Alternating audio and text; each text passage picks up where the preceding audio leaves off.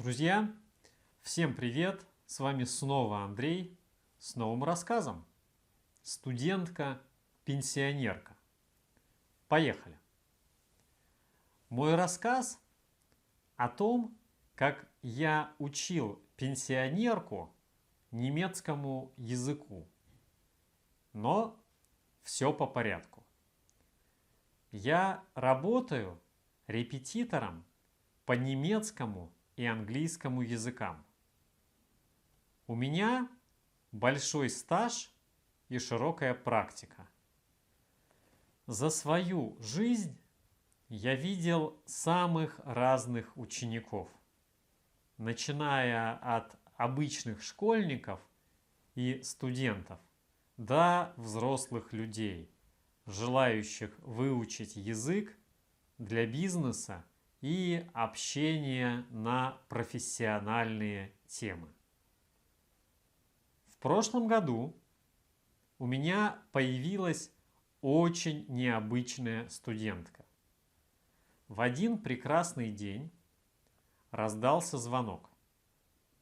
Я подумал, что это чья-то бабушка хочет нанять репетитора своим внукам. Однако я ошибся.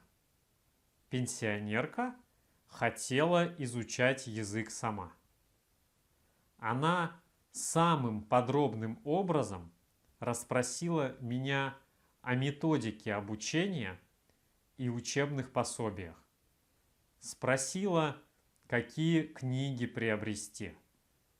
Поинтересовалась о стоимости уроков и сразу предложила договориться о первом занятии.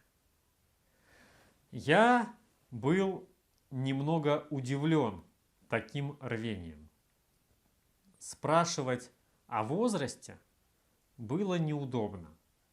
Однако, судя по голосу, женщине должно было быть не меньше 60 лет.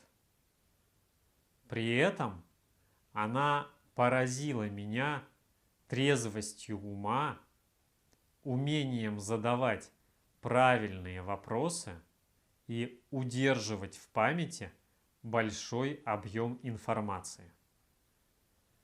Требования у нее были невысокими, но конкретными.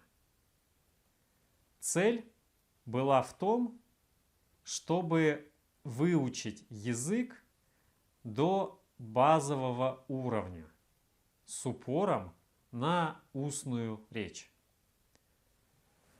Во время первого занятия я предложил попробовать научиться рассказывать о себе, то есть давать минимальную информацию об имени, фамилии, месте проживания, семье, интересах и возрасте.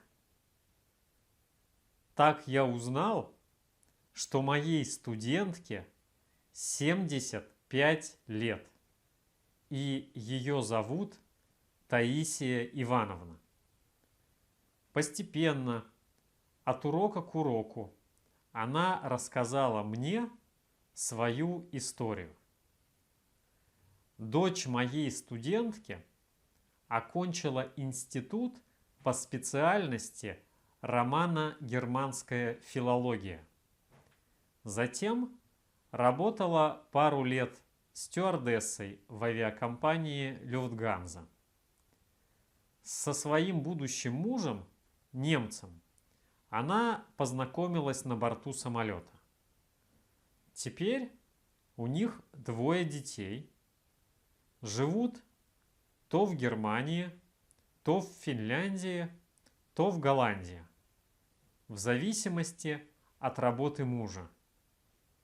Моя ученица трогательно рассказывала мне о своих нескольких путешествиях за рубеж, в гости к дочери и внукам. Сказала, что несколько раз была у них на Рождество, а один раз даже попала на Хэллоуин. В Германии его тоже празднуют. Много рассказывала о внуках. Но проблема в том, что мальчики все меньше говорят по-русски. Это естественный процесс. Они живут в немецкоязычной среде. В детском саду и школе все говорят по-немецки. Поэтому нет ничего удивительного в том, что мальчики начали забывать русский язык, и их бабушке стало трудно с ними общаться. Поэтому вместо того, чтобы жаловаться, что внуки ее не понимают, она решила сама изучить немецкий язык. Результаты превзошли ожидания. Это была моя любимая ученица. Она во всем демонстрировала ответственность и целеустремленность. Не было случая, чтобы она не выполнила домашнее задание. Не помню, чтобы я когда-либо в течение своей долгой практики испытывал такое удовольствие от работы с учеником. Друзья, на этом все. Спасибо, что смотрели это видео. До встречи в следующих выпусках. Удачи вам и пока!